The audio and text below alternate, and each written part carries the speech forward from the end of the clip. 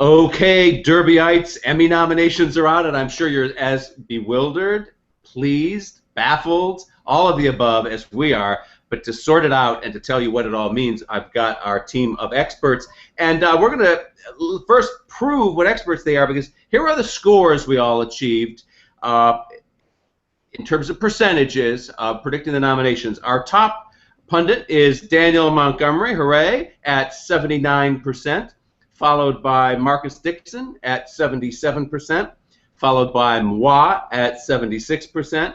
Chris Beachum scored 75%, and Paul Sheehan scored 74%. And all of those are really admirable scores. So, Daniel, you first. How did you know? What were your tricks for getting 79? Well, I think the way I approach every Emmy nominations is I start with who was nominated last year, and then I work from there, because there's always a lot of repeats. There's always a lot of inertia. When someone starts getting nominated, they usually keep getting nominated, and if someone hasn't been nominated, it's usually harder and harder for them to get in. So, for instance, I had both Mad Men and Downton Abbey coming back to drama series. I know not everybody was so sure about that. I was skeptical, more skeptical than most people about Brooklyn Nine-Nine and The Good Wife.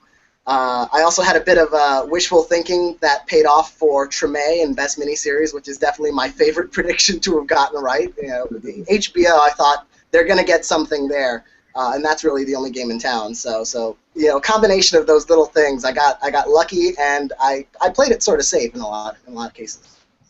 Okay, Marcus, I just want to point out to everyone that if they go look in the upper left at the leaderboard on the home page, you'll see not only did Daniel get 79, but only one of our almost 3,000 users to predict the Emmys did better than him at 80, and he shares that second place with 3 other users at 79%. So the achievement is really remarkable.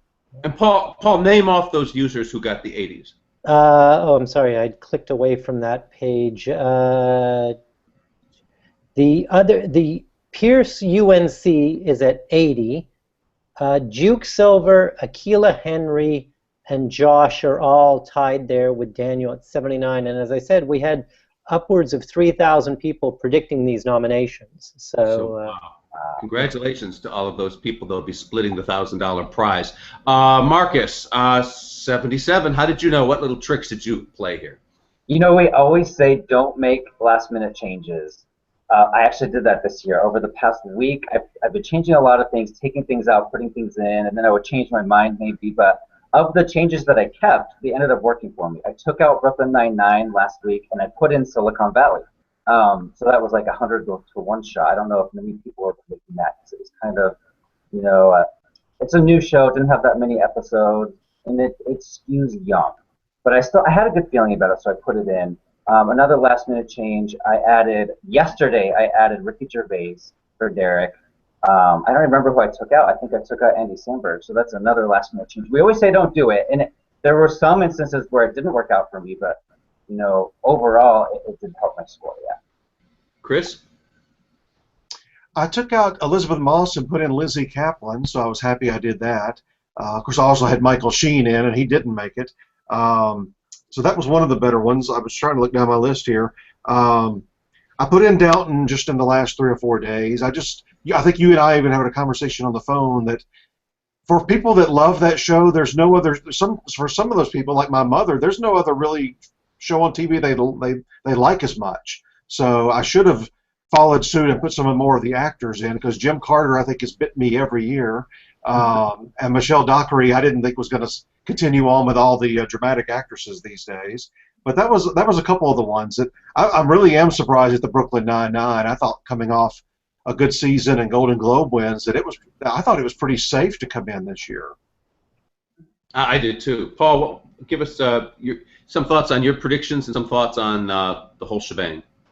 Well, I think what's interesting is, I'm sort of a numbers guy, and really my forte is more the Oscars than the Emmys, as people in the forums will always point out. But I was surprised because they made a lot out of this 2% rule. In other words, if they had 6 nominees in categories, if a 7th had come within 2% of the 6th place one, it would have gotten a nomination. They had that rule before in categories where there were only 5 nominees. So I thought we were going to see lots and lots of categories with 7 nominees, and there are none.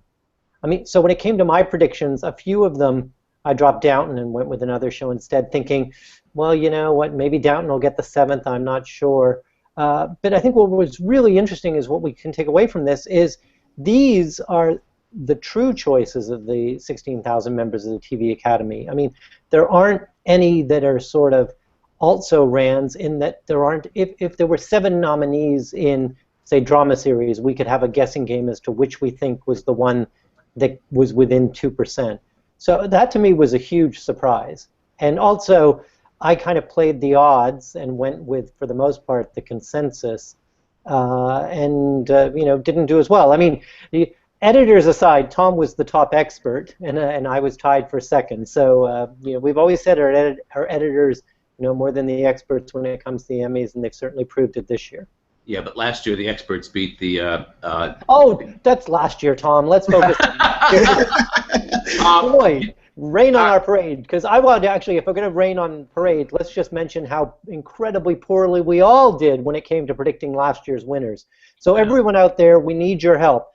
We're going to be launching our prediction center for the winners of the Emmys this year in the next couple of hours. We're also going to have the Dream Ballot. So all those Tatiana Maslany fans out there, you can give her the Gold Derby Dream Emmy. You know, the TV Academy didn't want to give her a real one, but it'll mean more when it comes from you, the fans. Well said. So, what's going to happen now that these nominations are out, right? And we've been talking a lot in these slugfests about one tea leaf to look for, and that is, will Veep get a writing or direction nomination? Will Big Bang Theory do it? Neither show has ever done that, and we need that as evidence that it could actually take down Modern Family as the reigning champ. Well, Veep got that writing nomination. Big Bang did not. And we did see some element of Modern Family fatigue. It got 10 nominations. It did well. But while last year we saw Eric Stonestreet booted out of the supporting player slots, this year he's not only out again, but so is Ed O'Neill and so is Sofia Vergara. So there's some evidence, if you're looking for it, of Modern Family fatigue. I don't know if I can vote against it. But Veep is... Which among you think Veep really can do this? I know, Chris, you're actually thinking of predicting it now, right? I told you last night if I saw a writing or directing nomination for Veep that I might jump on that train. And, of course, it did get, like you just mentioned, it also got a guest star for Gary Cole. Gary Cole's been working on TV for 30 years, never had an Emmy nomination before. I think that's a little bit telling. If Veep had gotten somebody else off the supporting cast in, I think I would fully be on that train. That it didn't, and then they were reaching, you know, they were obviously kicking some Modern Family guys out. I'm surprised they didn't go for one of the other Veep guys, but I'm like you, I'm not totally jumping off Modern Family yet, but we've got 4 or 5 weeks here to think about it. I want to see what their episode submissions are, but I may go with Veep. What do you other guys think? Well, I'm curious why, because Orange is the New Black got a directing nomination. Why aren't we talking about directing a nomination for 2-time Oscar winner Jodie Foster? Orange is the New Black got 12 nominations versus Modern Family. It also has a writing nomination for its pilot. Why aren't we talking about Modern Family versus Orange is the New Black? All in good time, my little pretty, all in good time. But now is a good time. So, yeah, talk about that. We suddenly have 2 viable shows that could take down Modern Family, don't we? Yeah, I mean, Orange is the New Black, 12 nominations. I mean, I think that's it. It got nominations in Laverne Cox getting nominated. Nominations I don't think anyone expected. Real left field ones as well. So that shows you the power of Netflix. The streaming season 2 while season 1, while voting was going on for the Emmy voters, were looking at season 2 while they were ticking off those boxes for season 1. So Daniel, where does this comedy race stand now for series? I think it's a 3-way race. I mean, I would include Louis too, but I think Louis maybe for winning, its opportunity might have passed. I really think this is, Modern Family has all the momentum of the returning champion, the 4-time returning champion. It did get back into that directing slot, so we can't rule it out. But then you have Veep, which gained big time. It was nominated for 5 awards last year. It's up to 9 this year, including that crucial writing nomination. And then you have Orange is the New Black, which overperformed. But it would be rare for a dramedy like that to win. I don't think any has done it since Ally McBeal. So it would be sort of against history, but at the same time, it did perform better than we expected. So I really think that's the 3 shows we're looking at for Best Comedy. Well, I always tell Chris, we have a big fight about this all the time, that I don't buy that theory that if something is too dramatic, it can't perform well in the comedy categories. I think time and again we've seen evidence that the actors, at least, who judge in that category, for example, are real snobs for drama. We saw that with Edie Falco winning for Nurse Jackie. We saw it with Toni Collette winning. And there are many, many other examples historically. Most of those Candice Bergen wins where she was in AA and on and on and on. So I think that we could see another exception in the series race, because since the year 2000 we have observed that coolness, hipness, what has the buzz matters a lot, because prior to the year 2000, the judges were watching these episodes in hotel rooms. They were monitored. They voted immediately after watching a sample episode, and so they were most emotionally impacted. And that's the year that Ally McBeal won, which was 1999. Then the voting changes. So you could see a picket fences win in the 1990s. It could never have won in the 2000s, because there's distance now. They can watch these 2 episodes they each get. They're voting in the program awards anytime they want. They can fill out there's some distance from viewing to filling out their ballot. Marcus, size up this comedy race for us. What do you think? I will add that Louis maybe underperformed. People thought Ellen Burstyn could get in for comedy guest actress, and Sarah Baker. Both of them were snubbed. In the chat box, people are saying it's Orange is the New Black versus Veep. That was from Canadian Fan. Kevin says, I think Veep can seriously compete for the win this year. So I think it is those 3 shows. I think it's Modern Family, Veep, and Orange is the New Black. Which nominations would you guys shout out were game changers today? Let me cite one. William H. Macy getting over into Best Comedy Actor for Shameless. We know that this is almost a shameless ploy to get Emmy, since they failed so miserably on the drama side, but the Emmys allowed them to do it, so it's all fair in Love and War in this case. And he got in. He plays an alcoholic. It's a big, showy, flamboyant, over-the-top role. So I think all of a sudden, if he hands in a sympathetic episode, because he's such a jerk on the show, if he hands in a sympathetic episode, I think he could actually win. What other nominations do you guys would call out that you thought, uh-oh, that could be the game changer? I would say that we were very quick to dismiss Jeff Daniels and Melissa McCarthy. These people have won their categories in the past. They're nominated this year. I think it's going to come down to the episodes. And Chris, you really are the one that keeps tabs and all that. And so if you could just talk a little bit about how important that episode submission is, maybe explain it to some people that are new to the Emmy watching game this year. Well, I especially think on the drama side, we saw last year, we've seen it in a lot of years, but I've never seen it more so than last year, speeches. Speeches, speeches, speeches. That's why Jeff Daniels won. It was the pilot episode, and he opens up with a big rant against everybody and everything, even America. And it was a long, I don't know, it seemed like a 5-6 minute scene. Anyway, we've seen Peter Dinklage win, I think, on a really long, good monologue. I think that's really important on drama, and I disagree with Tom on comedy. I know some of the people you named on comedy have won with some dramatic stuff, but they were also very funny. I think about an Edie Falco tap dancing in her episode that she won for. I think about Toni Collette had a couple of really good funny moments. And anybody in front of a studio audience like Candice Bergen, the audience, right there is laughing alone. There's a laugh track. So I think we've seen more often than not, 95% of the time or more on the comedy side, you better be funny. Wrong. Who else has thoughts? Going back to that William H. Macy nomination for Shameless, this season in particular, he was bedridden the whole season. He hardly has any dialogue whatsoever. I know in the past his character has given a lot of drunk, rambling speeches. I'm not sure if there are any like that in season 4. I'll have to go back and check. But if he has one of those rambling speeches, he could win. He could be the surprise winner for comedy actor. Daniel, pipe in here.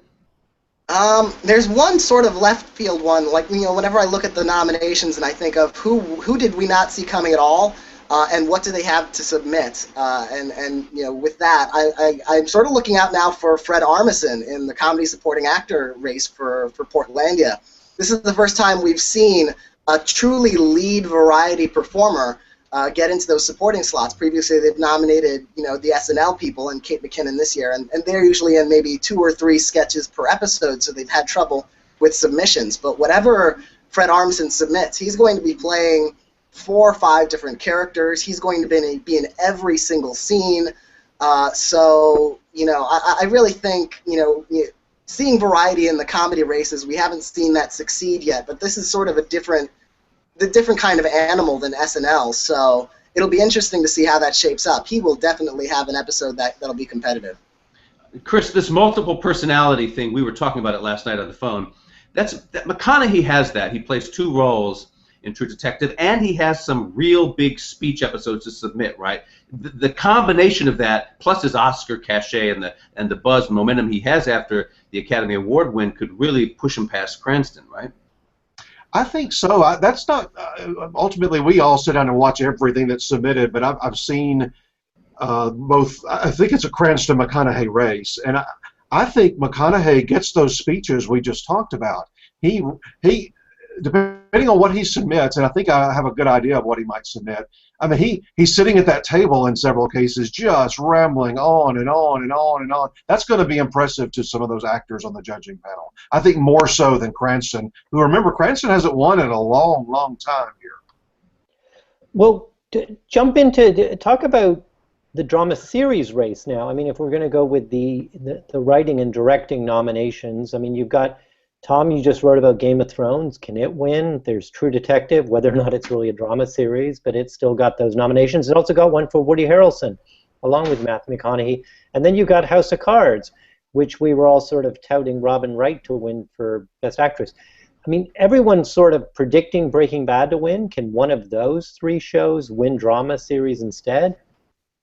I think so. I think that I'm this close to switching to True Detective, and House of Cards is really in this game too. I wouldn't, it's got the cachet of Oscar winner in it, and it's got the White House, and it's got all that kind of stuff going. We keep saying it's the West Wing with anti-heroes. So I think all of them can win. I don't buy the Breaking Bad thing. I think it is out front, but I'm not sure that it's solidly up front. And what about Game of Thrones? We saw even more love. No. You're okay. Only one genre show has ever won Best Series, and it was Lost in its first year when it had so much buzz. It was deafening, and it wasn't. It didn't have dragons in it and stuff. It did have some other kooky things, but they just don't buy that at the Emmys. This had 19 nominations at this. Today. It was up 3 from last year. It led all other series, but the nomination voting process, as we know, is very different from the process by which they choose winners. And it's almost surprising how poorly it did for all of its actors. I mean, it got in Peter Dinklage and Diana Rigg, just like it did last year, and it kind of did the swap with Emilia Clarke. She was nominated last year, but she's out, and Lena Headey has replaced her. But we were all thinking maybe Charles Dance could get in. We were all thinking Pedro Pascal had a really great shot. Some people thought he could win. So if you look at the acting categories, maybe that show maybe underperformed, even though overall the tally was bigger. But I'm going to make some people mad now. People get mad whenever I say this category is a lock. It's 100% going to this person or this show, and I'm going to do that with drama series. There's no way anything other than Breaking Bad is going to win. Oh, come on, Marcus. Why?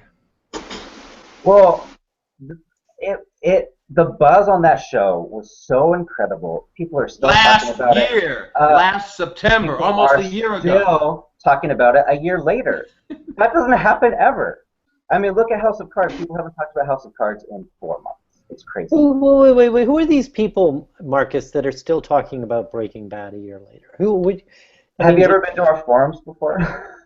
Yes, but that's what I mean. I mean, you're talking about a very sort of insular community of people. I just don't know if it's out there in the ether. I mean, I think there's a lot. There's might be a sentiment of fresh and new. I mean, we've written extensively how it's very difficult to win for your final season. I mean, as I recall, Chris, isn't drama series, there are only a couple of examples.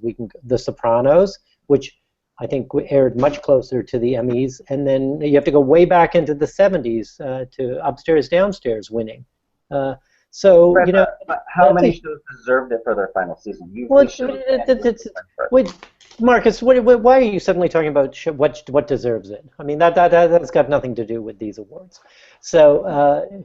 no, Tom, am I wrong on that? That, I mean, it's an uphill battle to win for your final season, especially when you've aired. I mean, yes, Mad Men won one year when it had aired long before the Emmys, but normally you've got to be a little bit closer, you know. Look at Homeland. I mean, Homeland, this first season that ended in October, and it won a year later. So I don't really buy that. But another season going on, Marcus. I mean, there was more of it to come. Mm-hmm. So. And a new show and a new season was airing too at that time, wasn't it? Yeah. No, I don't think. I think it started in September. Well, but there was more to come. I mean, there is no. I'm sorry, Marcus. You have to accept. Breaking Bad is done. It's over. Signed, sealed, and delivered. Time to move on. Let's move on here. Let's talk a little bit about movie Mini. I think I'd like to talk about Fargo versus Tom's favorite, American Horror Story. Nellie, what about that race? Is that a lock too, Marcus?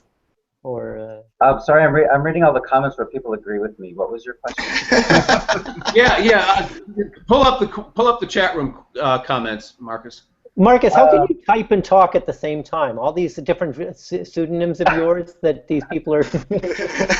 Yeah, I keep signing out and logging in as different people. Yeah. But no, it's a Canadian fan. Marcus is right. Thank you, Kevin Baker. Breaking Bad cannot lose. Theme Park for life. Breaking Bad is locked. Jay Nolette, I agree, Marcus. Is there anyone that disagrees with me? I mean, this is crazy. Yes, please, people. We can't let my head's getting bigger. That's why, yes. But it's funny. I just, in terms of the chat box, and thank you all for keeping us honest and making references. Somebody made mention of Woody Harrelson, doing Matthew McConaughey a favor if he submits a certain tape. That's a big thing, isn't it, Tom? Where you can you win, like the Modern Family men used to do well because they're watching 2 or 3 of your performances because they're looking at your rival nominees in the same show. They're submitting a different episode. So does that? Right. Yeah. That will definitely help McConaughey because he's kind of got the edge here. But maybe it will help Woody Harrelson if McConaughey's dumb enough to submit a really good Woody episode. But what Paul's talking about here is the multiple submission phenomenon, which often backfires on a nominee. For example, the Notorious case was the year of Felicity Huffman winning for Desperate Housewives. Her episode was terrible, terrible. She jumps in the pool to pull her boys out in one scene, and the kids act up in a supermarket or another. That's it. That was it. She nonetheless won because her performance on Marcia Cross's tape was so great. And so we've seen this time and again. If you look back at Edie Falco winning for The Sopranos, she one of those years at least, maybe 2. Lorraine Bracco was also in the race and submitted really great Edie Falco episodes. Because remember, the judges are just looking at 1 episode per nominee. So if you're nominated against them, don't submit a really great one, because that's how Dennis Franz kept winning too. Is whoever his co-star was, Friend Might Be Blue, kept submitting great Dennis Franz ones. Not that they had any alternative, because Franz was, the dominating character on the show. You've really ignited a war here in the chat box, because now, Marcus, I think Paul Vargo says House of Cards or True Detective can win. Bonds is saying Breaking Bad's in front, but definitely far from a lock. So, That's what we want, though. We want people to be discussing it. This is on. But nobody is saying Breaking Bad will lose. Everyone is saying Breaking Bad will win, but there's maybe a chance over here. Well, there's always a chance. I mean, I just go back to, all of you were so sure of all your Emmy predictions last year, and I'm sorry, across the board we did terribly. I mean, in the 30s and 40s%. I mean, even our users were only, the top user was only in the 50-something%. So except for the top categories, we did pretty well. We got best drama, we got best comedy right, and those are different. It's different judging. It's you know, you got those 6 episodes, and, you know, not necessarily every voter watches them, so you know it's definitely different to judge those races, and we got those pretty solid last year.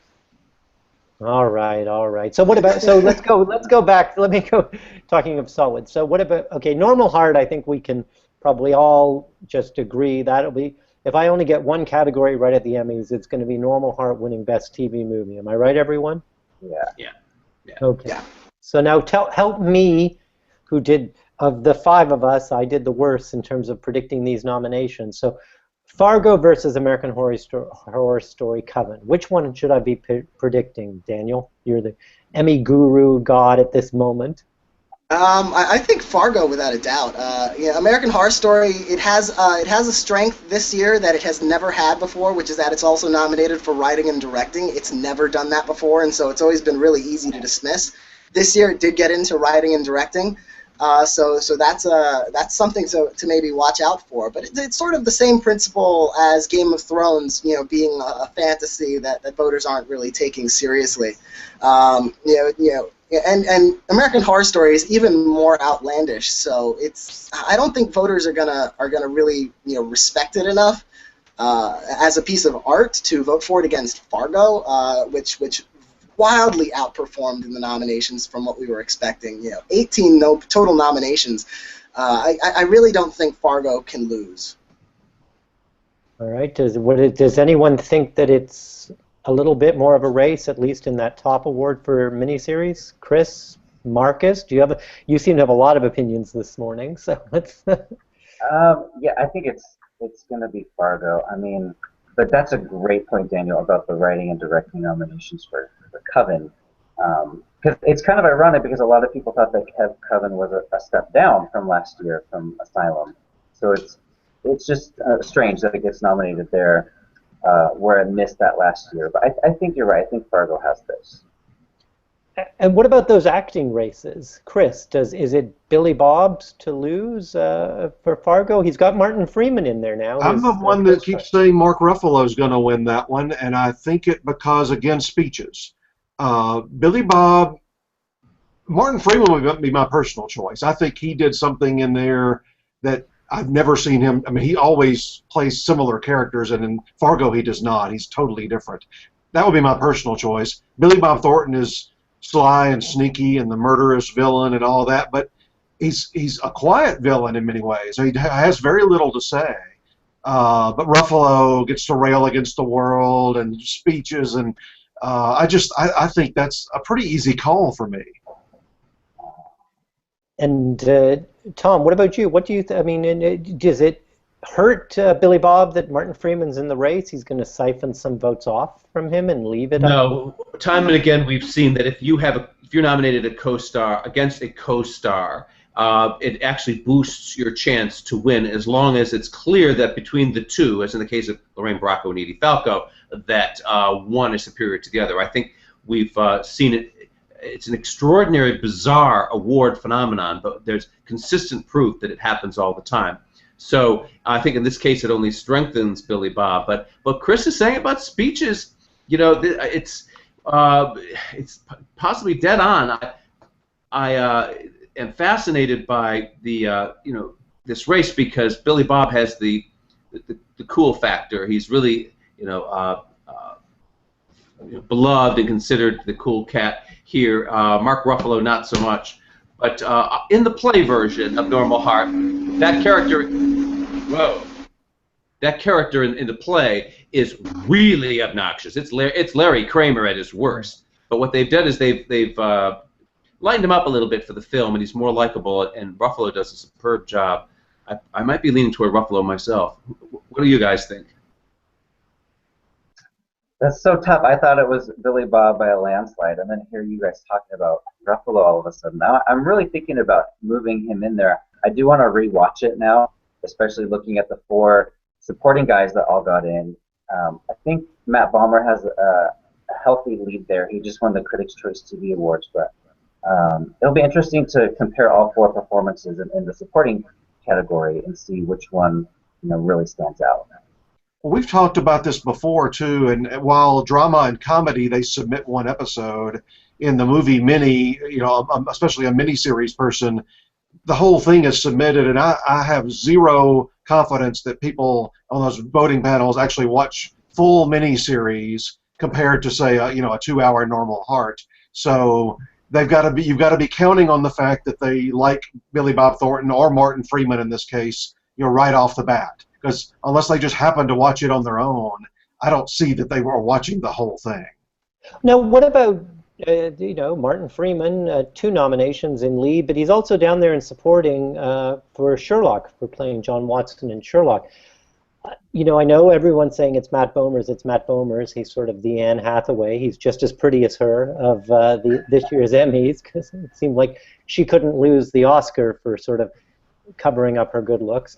But is there a chance with 4 normal Heart performances nominated in the featured category that Freeman could sneak in there? I mean, we are talking about just dozens of people voting in these panels when it comes to performances. I mean, if 80 or 90, if 90 people vote, I mean, you only need 16 first-place votes, and maybe you've won. No, Paul. It's the multiple nominee phenomenon again. If you're nominated against a lot of your nominees, and it's clear that one towers over all the others, you win.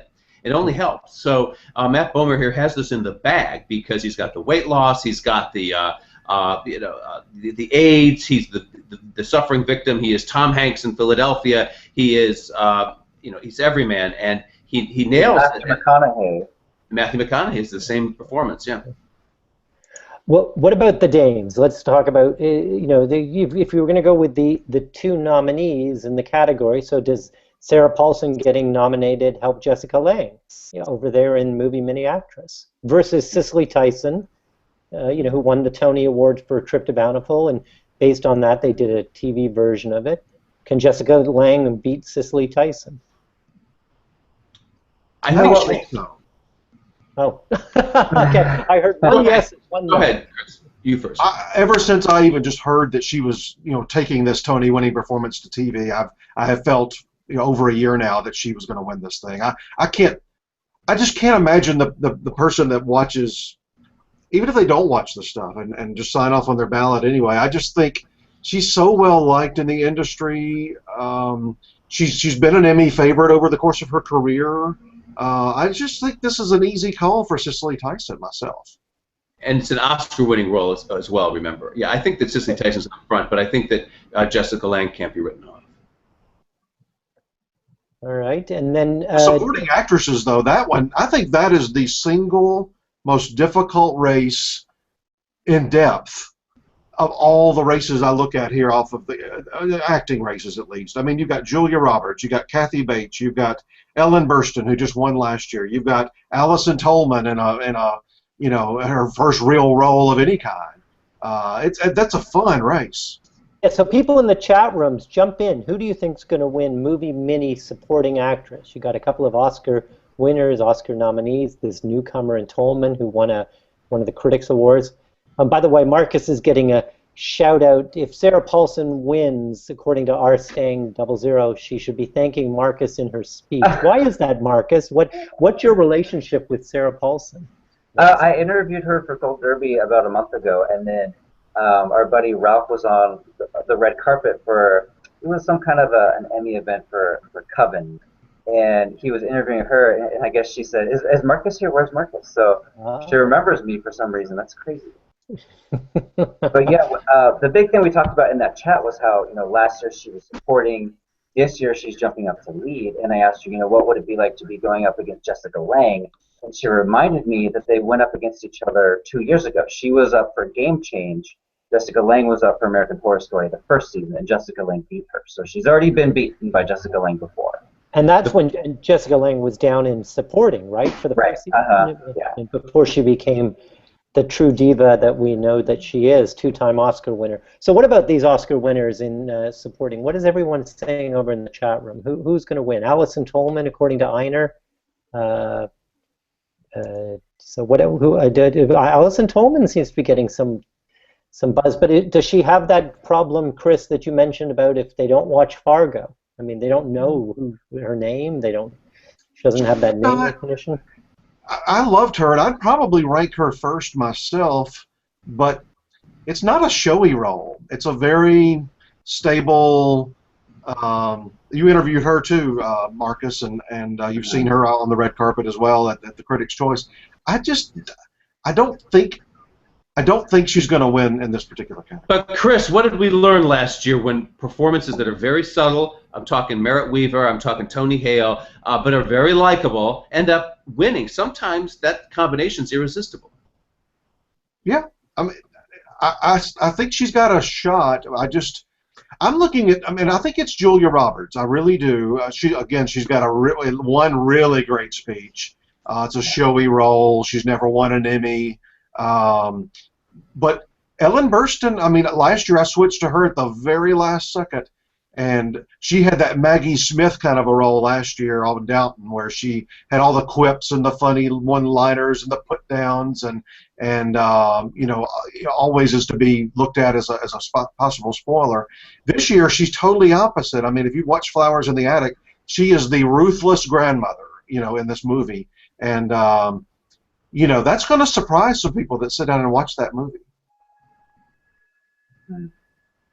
So, what else? I mean, should we switch over and do a little bit on variety? What other things? I don't want to jump the gun about maybe the guest slots on. We didn't talk about them in drama and comedy. Is anyone stand out there? I mean, those are always... Well, while we're deciding this, let me interject. Go back to Sarah Paulson. Remember that year that she was up against Jessica Lange, and that was the year that Eric Stonestreet won.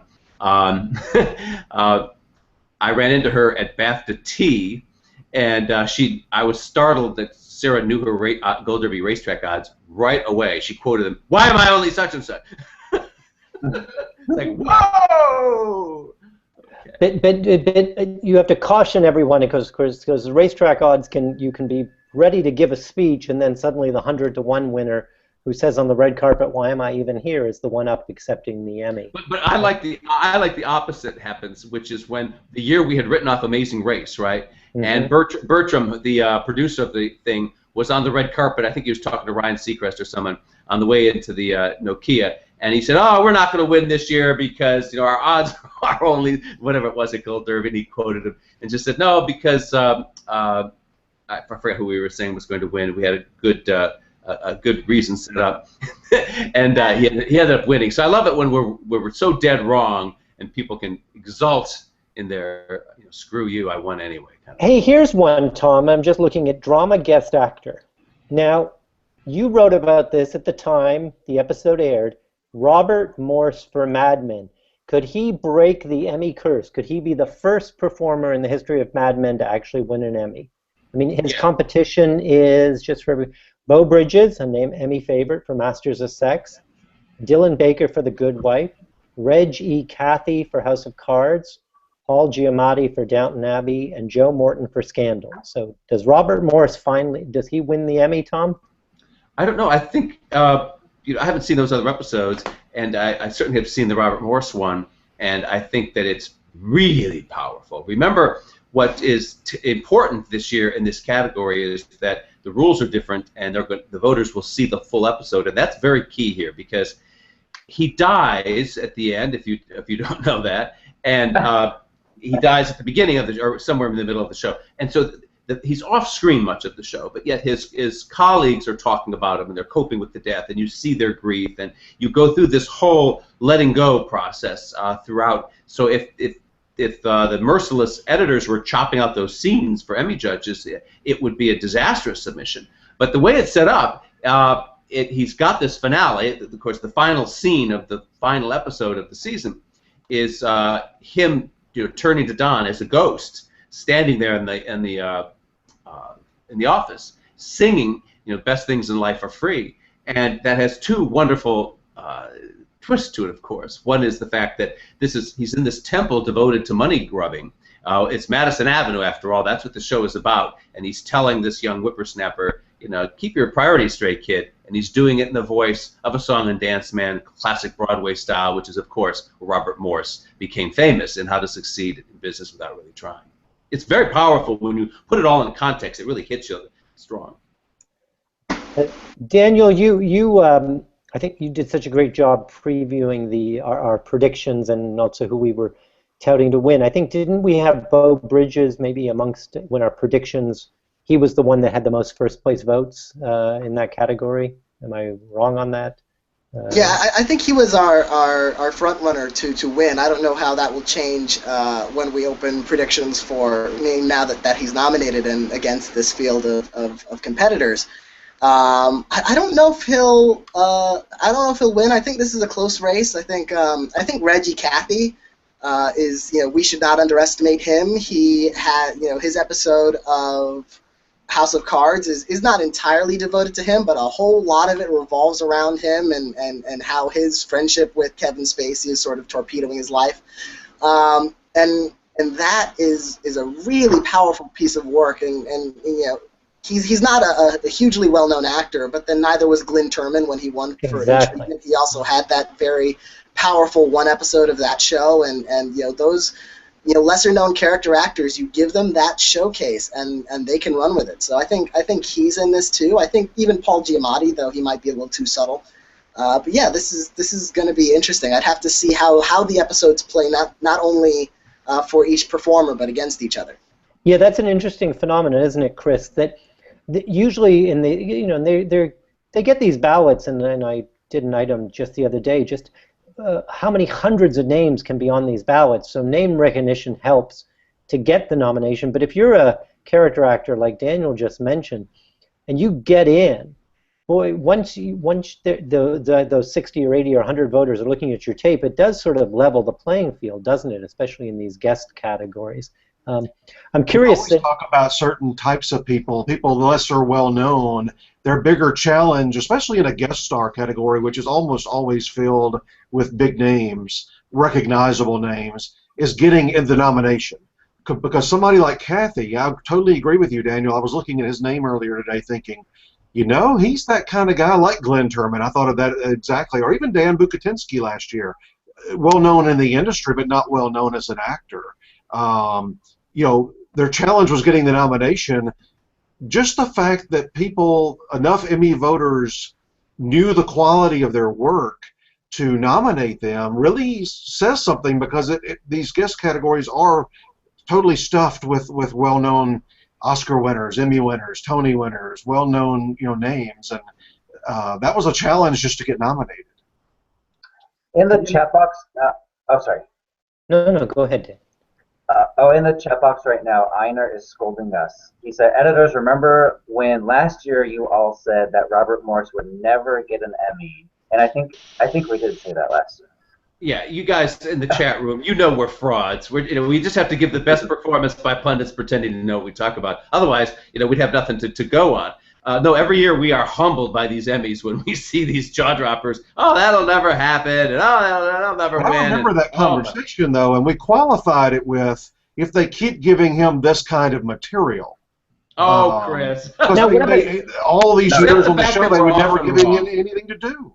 Well, now, could we see, Robert Morse, who won an Emmy years ago for recreating his Broadway role in True, could we see Allison Janney winning 2 Emmys? I mean, she's nominated in Drama Guest Actress, and I know she was out in front for that. She's also nominated over in Comedy Supporting Actress for her role on Mom. Daniel, again, I mean, isn't she ahead to win both those races? I think she's definitely ahead to win guest actress for Masters of Sex. I don't know as much. I'm not as confident about Comedy Supporting Actress. I do think Kate Mulgrew, now that she's in there, she has a dynamite episode, and she submits Tit Punch, I think. I think that could be, and it's an hour-long submission. It would be, and you've got Julie Bowen, who doesn't have the benefit of Sofia Vergara handing her a gift of a submission, so she's gonna have the benefit of screen time, definitely, and she has a little extra dramatic thrust in her episode. I think Janney or Mulgrew. I think it's between them at this moment. Okay, and I'm curious about over on the comedy guest actress side. So there are three names, Orange is the New Black. Uzi Aduba, who I think is Crazy Eyes, Laverne Cox, and Natasha Lyonne, and they're going up against Joan Cusack, who's given a comedic performance, as somebody pointed out in our chat box on Shameless. Now she's finally over in the comedy guest actress category. You've got Melissa McCarthy for hosting Saturday Night Live and Tina Fey for hosting Saturday Night Live. I mean, talk about a tough race, or is it a tough race? Who thinks that they know who's going to win that one? Tell me. Not me. That's one where I really have to watch them all back to back because I don't know. I think it'll be interesting to see. It'll be interesting to see if the three Orange is the New Black ladies, how they wind up on each other's episode submissions. Because even though they're guest stars, they're in the whole season. I think Uzo Aduba and Laverne Cox, I think they have the same episode. I think because the big lesbian request denied episode where Crazy Eyes is stalking Taylor Schilling. I think that's the same episode where we get a lot of backstory on Laverne Cox's character. So I'm pretty sure they were on the ballot for the same episode. So it'll really depend on what Natasha Lyonne's episode is and how well it serves both of them. I think one of those two will probably win. Tom, you followed the Emmys for decades. Written the only book about it. Tom actually followed the Emmys when they were on radio. So did you in terms of Emmy voters, say, versus Oscar voters, how concerned are they about making a statement, about giving, say, an Emmy to Laverne Cox, to making, they're aware of that, making a stand? Is there any sense of that? They always are doing that. I think a quick thing that comes to mind is Ellen DeGeneres winning the Emmy for the puppy episode as a writer, for example, and that was such a sociologically important thing. That happens all the time there. By the way, I'm just thinking while we're having all these questions are flying loose from us all that we don't have some of the answers. I'm going to try to get John Leverance to join us next week for one of these, and I want everyone to write down all of their Emmy questions because John is head of the awards department at the TV Academy. He was going to do one of these chats with us prior to nominations, and I didn't follow up on that. Every time I talked to him or saw him, he went, "Oh yeah, I'm going to do it. But we never scheduled it. So now is the time to do that, and we will delve into all those questions like how many people are on this judging panel, and how does this work, and how are these names arranged on the ballot? Try to get all that worked out. That would be really helpful because there's some things we just don't know. I think, as I recall, comedy guest actress might be one of the only categories left where an African American has yet to win. I know drama actress is one of them, and I know and drama supporting actor, and I think comedy guest actress is the third one where an African American performer has never won. Actually, can we just jump real quick back to drama actress? I mean, we talked about different categories being locks. I mean, is that Robin Wright's? Is she a lock on that, Marcus? Since you've been the one willing to make declarations. I have when I'm confident, and this is one I'm really not confident. I mean, if she's smart, and she will submit the fourth episode, the one where she's interviewed, because the camera just stays on her face for a good long while, and she gives not really a speech, but it's this intimate moment with her, and we feel like we're kind of eavesdropping on it. And it's a really, really good submission. And then there's Juliana Margulies, who was snubbed last year, but who cares? I mean, she's a multiple Emmy winner, and she had the best year ever on The Good Wife. I think it's between those two. But wait a minute, I haven't seen Homeland this season, but some people say Claire Danes really has an episode that's really great, right? Maybe I don't remember. I think they're referring to the finale when a character dies and she mourns. But is this the kind of role that gets 3 Emmys? Maybe. Well, look at Don Knotts won 5. Give me a break. So, but I think it's going to come down to a lot of these races that we can't call, and even the ones that Marcus has called. It's going to come down to episode submission, right? And Chris, that's where everyone, shout out to Chris Beachum because he will now work the phones and the email. He is going to be the one to deliver episode title after episode title that will make or break Emmy wins. I mean, he gets canvas as to what episodes he thinks are right, as do other people at Gold Derby. So in the coming days, look for lots of stories where we're the ones telling you which episode somebody's picked. And by the way, know a few, but I can't say until they're official. Okay, I want to take some credit here for this. The Academy has never documented what episodes were submitted for these awards. I was always appalled by that, because it's the equivalent of saying, well, we're not going to keep track of what movie Meryl Streep won her Oscars for, because it doesn't matter. It's a Meryl Streep movie. So if the judges are weighing a particular episode, I think that's vital, and I have alone for decades been out there recording this. And I just noticed yesterday for the first time, I don't know why I didn't see this before, that Wikipedia, that all of the contributors to Wikipedia have picked up on all of our reports historically on what episodes are out there. And now when you go to their lists, you can see what episodes they go back to 1989, which is when I started doing this. And I think that's hilarious. But of course, they don't give any footnote credit there, which is a shame.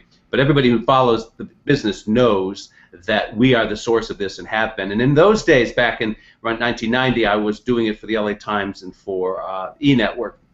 So it was for major media, and they kind of had to give us. But in recent days, Chris Beachum is the rock star here, because he has really marshaled all of the information from the publicists and the networks and the production companies, and has actually played advisor. So as many of you know, Chris has gotten that Emmy for Cynthia Nixon and for many other stars. Probably Ty Burrell probably owes him his Emmy in terms of episode submissions. And I certainly got that Emmy for Sarah Jessica Parker that last year of Sex and the City. She did not want to submit the episode I told her to, but after a shutdown on the phone between the two of us, she buckled, she did it, she won.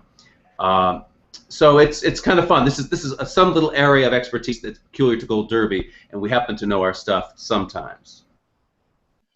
And if we don't know it, there's a whole other crew that you can look at in a few hours, isn't there, Tom? Don't we have? We've got a whole other team that's going to be talking and telling you the complete opposite of what we've all told you. Now look closely, because you might see Marcus Dixon in disguise in that lineup. I know he'll have his hoodie pulled up. You're gonna do the later one too, aren't you, Marcus? I think so. Yes, I'm not 100% sure. Okay, just to reinforce, let's see everyone tune in to see if Marcus is at 5 p.m. Eastern still convinced that Breaking Bad is a lock for drama series. Maybe in the next couple of hours we can beat him up, and he'll equivocate slightly on that. I don't think so. That's a good place to wrap up. Let's wrap up here now. We've been doing this for an hour. Thank you, everybody, for following this. Excuse me, in a few more hours, another gang of Gold Derby editors is going to come on here and give you their insights. And, of course, we're going to keep chatting day after day after day about this. This is what we love the most, this award. Screw the Oscar and the rest of it. The Emmy is the Oscar of television. Television is the most powerful and influential medium in the world. Therefore, this is the most important award. This is the award that saved Hill Street Blues, Cagney and Lacey, Cheers, All in the Family. None of those shows would be remembered today if they hadn't won Emmys in their early years. And in more recent years, there are cases like The Amazing Race, which won its Emmy early on, and that saved the show from cancellation, and now it's still on. So this award matters. It doesn't just represent a wonderful moment on the telecast and bragging rights. It doesn't have the box office impact that the Oscar has, but it has many other applications. Juliana Margulies is a star today, baby, because she won that Emmy for ER. Thank you all for watching. We will see you soon. Thank you.